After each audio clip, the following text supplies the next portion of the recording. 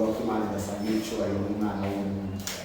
Ari igiye kuba ibicaniro ugahura n'umuntu mu nzira irakomeye cyane, kandi ayo makuru na shetani yari yavuze nta mwami, kuko umuntu ashobora kuvuga shetani agomba kubyivangamo, ariko birumvikana ko abantu babona ibyo babona ni devoir yanjye jewe wakoresheje kuvuga ko atari jewe byakoze umwana wawe. Imana ari bahumugisha. Nabatumiye kugira ngo ndabashimire mwebwe bamenyesha amakuru, kuko naho abantu babonye Prophet Joshua akacishimira nawe kuko mwemwe yarabikoze mwababonye mu maso yabo bavuga ngo Imana n'inzu n'ibitunganya byose ari abatayikoze, ariko kandi naho ibyo byabaye abantu bararosa kandi ku butumire mu butumire Imana itanga mu ndoto z'abantu, mu nteko y'abantu, yaremeye ko n'amaboko y'abamenyesha amakuru aba mu bakora icyo gikorwa cyo gutuma. Jewe n'umuntu rero iyo habaye ikintu cyakoze abantu biri ubuntu nonga kandi uko kubashimira. Icyanzanira cya mbere ko ari kubashimira iyi myaka ingahe dukoranye ibijyanye ubukambi, kubashimira mu gikorane giherutse kuba. Umunsi wa kabiri si umunsi woroshe kugira ngo dusanye abantu nawe ufise inama y'umuryango, si bose bazi kuba bari ku kazi, ariko ku munsi wa kabiri igihugu cyose kikaza kuriya, abantu bagana kuriya, birumvikana ko Imana yabikoze, ariko Imana mukora ica mu bantu, yego yaraciye ko iramuresha, ariko nagomba nawe umenye Imana yaguciye ko iragukoresha.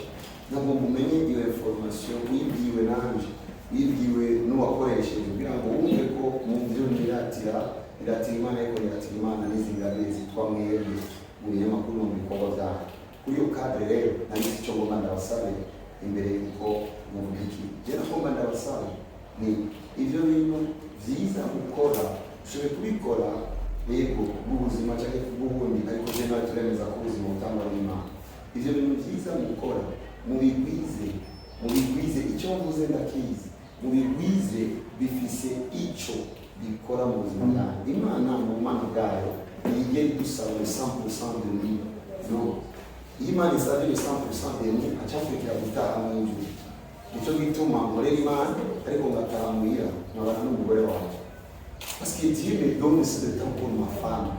Nicyo gituma nkorera Imana akagira umwanya ndagenda ku kiyaga gufata akayaga, parce que Imana iradukeneye, ariko Imana mu mana bwayo iraduha akaryo ko kubaho. Alors rero dukorera Imana, même le minimum de nous peut lui faire plaisir.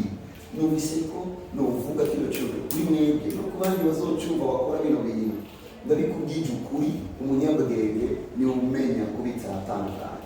Iyo turiko turakora ku buzima butandukanye, abakora muri leta bagabika muri UNICEF cyangwa ahantu muri assurance, babikayo make azoba menshi mu gihe bikwiye. Twebwe iyo dukoze birazwi kiretse Imana nyine kubikora mu bikorwa byayo, umuntu akora mu business atandukanye. Iyo dukoze tukabitsa make, tuba twibikiye azogira icyo tumarira. N'ubwenge buhambaye wewe mu bikorwa byawe, muri tana yawe, wewe muri journalisme yawe, kurondera aho Imana ikuronka ko na 10% y'umwanya wawe na 20% y'umwanya wawe. Ndakubwije ukuri utabitaho uyu munsi uzobitahura hageze, uko Imana iseruka igihe cyose abantu bose batamuserutse.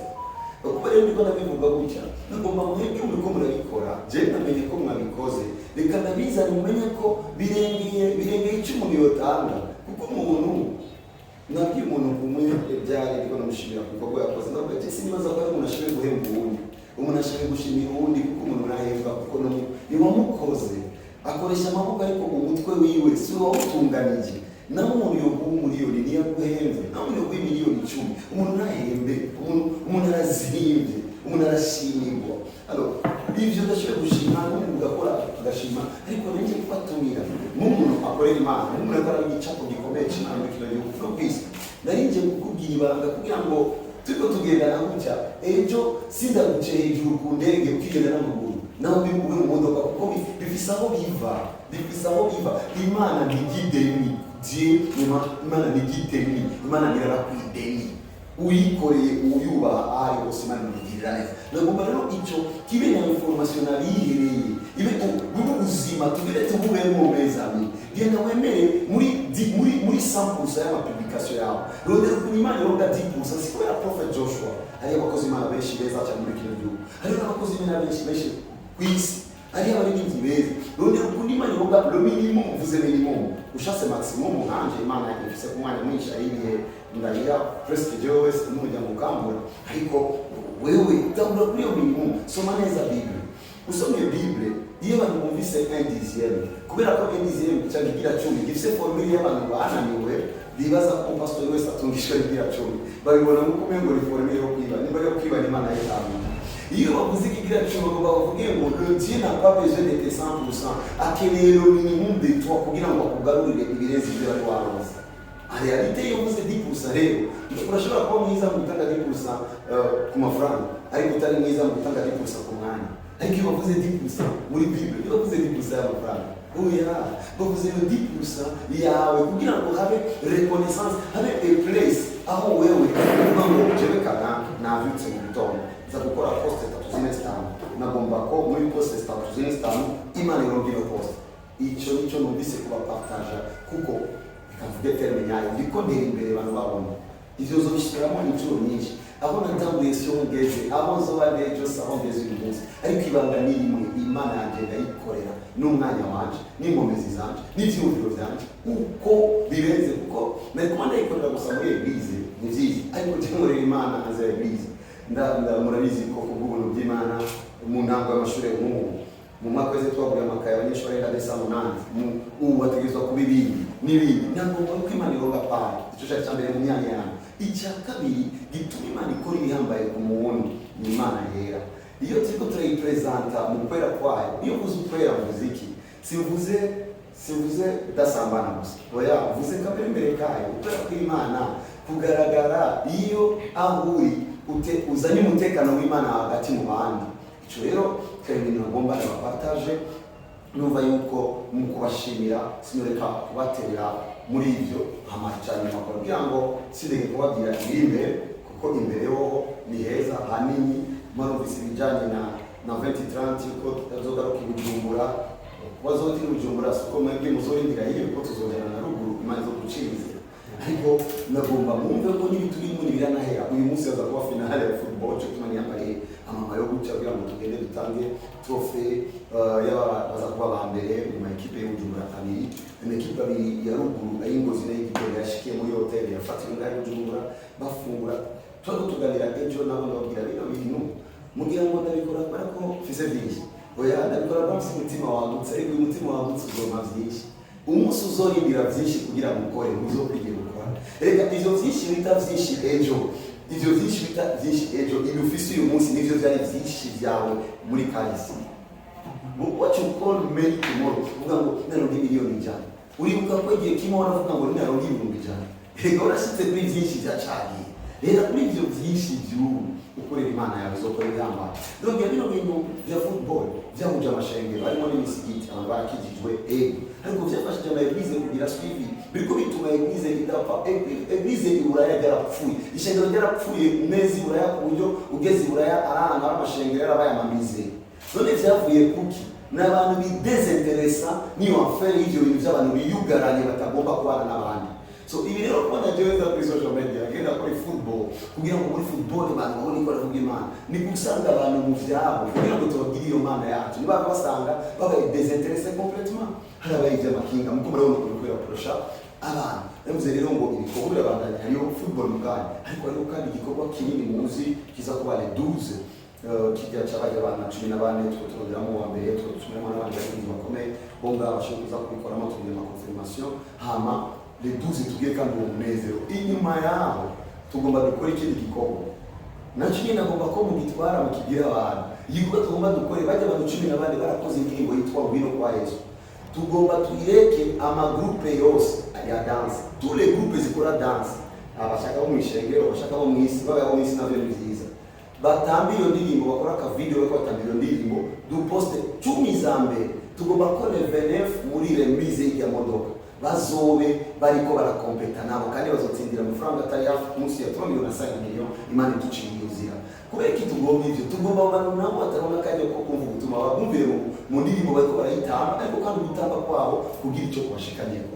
Tugiye gukora iyi project, iyo project yo nibaza ko taza kwivuga ko vyinshi ariko izokorwa aho umuntu afise tara atobura kuja kwishuri. Indi mwaka uheze twafashije abanyeshuri ndetse n'abandi kuja kwishuri, reka turondera abandi 100 muri abo bogenda kwishuri cyo kwitanga zabo.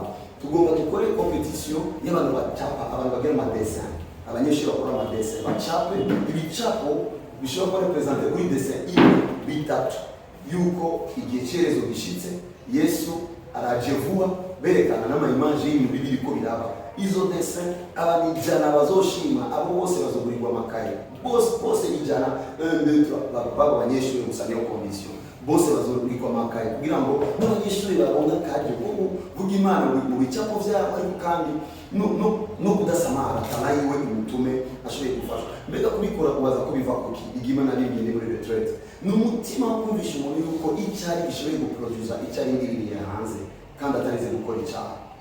Ivyo rero ivyo kuko tugiye gukora nabo nyene bo tuzohamaka yabo imbere yuko bagaruka ku ishure amacumi ba mbere. Imana tugirira ubuntu, mvuze ubuntu kuko hari igihe batumva umuntu avuga akibaza amafaranga ari mu mufuko. Uwizera ashobora kukubwira inkuru z'indege adafise n'ikinga agendera mu mvugo murayizi, muremenyereye abo mw'isi rero nibadutabura. Iyo wumvise uvuga ngo ngiye kugura imodoka ziza tuvuga muri bankari, kumbe yivugiye mu kwizera. Uko kwizera nako turazi cyo gukora, uracibara baratari barabara ejo Imana ikabicirira. Vuze rero Imana itubwiye ubuntu bikagenda neza. 10 ba mbere twifuza ko twagurira amakaye umucamake mavyo bise kwa kubashimira, kwa kubapartaja, kwa no kugira ibikorwa turimo, ariko kandi no kubatumira finali, kubatumira we just need turabakeneye.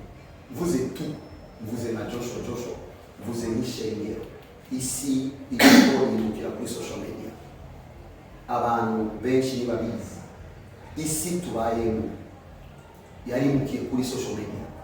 Kuva inyuma ya corona ama activité ari kuri social media ni menshi kuruta ayari mu bahurira abantu.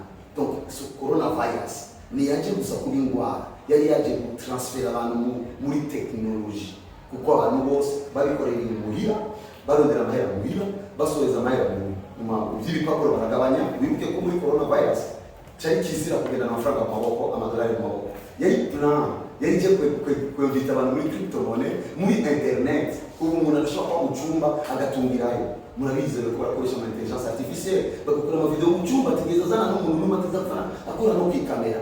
Alors kuma isi irigeze kuri internet, mwebwe mukaba muri abakozi kuri internet, munyumve mvuze turabakeneye. Vuze na Prophet Joshua, vuze n'ishengero, vuze nk'umuvugi ubwami bw'Imana. Kw'Imana yabaremye mwemere mu byo yemere ko mukora, je nashoboye mu gukora neza kuko ivyanyu dukorera iyo Mana. Iyo invitation ndagirije Imana ibamugisha, Imana ibahe